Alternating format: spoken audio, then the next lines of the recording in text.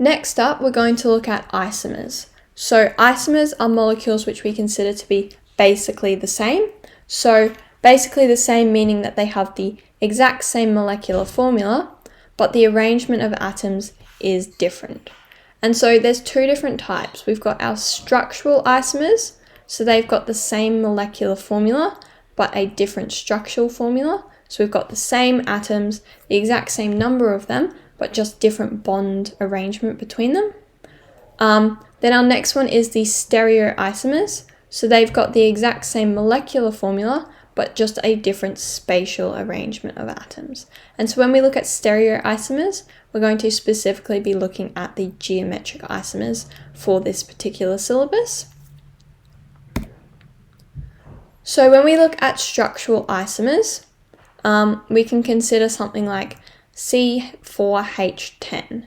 And so we can see with C4H10, we've got 4 carbons in this molecule, 10 hydrogens in this molecule.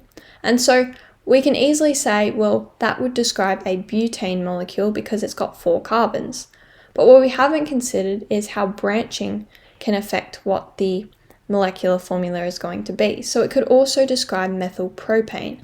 And so that's because with our butane molecule, we could either have a straight chain where we've got 4 carbons along a straight chain backbone, and then the 10 hydrogens bonded along there, or we can have 3 carbons along the main backbone, and then a methyl group attached to the middle of the propane chain, making this a methylpropane molecule instead.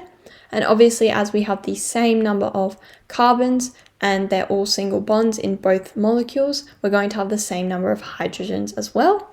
And so C4H10, without saying that it's specifically butane or methylpropane, we're unable to know what the particular molecule would actually look like with its arrangement of atoms due to bonding.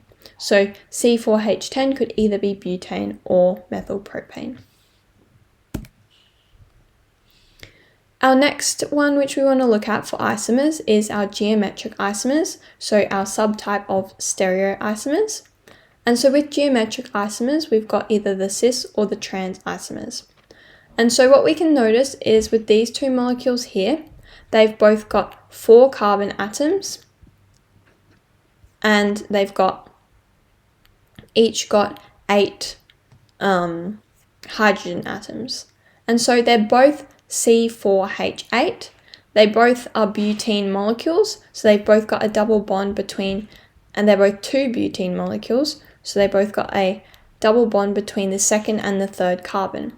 However, the one thing which we can notice is different between these two different isomers is that the cis-2-butene has the carbons on both sides, so when the arrangement from the double bond occurs, we've got these carbons on the same side, and then we've got the hydrogens on the same side. However, when we've got trans-2-butene, we can see that we've got 1 hydrogen on this side, and 1 hydrogen on this side, and then 1 carbon on this side, and 1 carbon on this side. So the cis isomers are going to have the carbon methyl, or like the carbon groups on the same side and the hydrogen groups on the same side, whereas the trans isomers are going to have the carbon groups on opposite sides and the hydrogen groups on opposite sides. And so these types of geometric isomers will only occur when there has been a double bond within a molecule.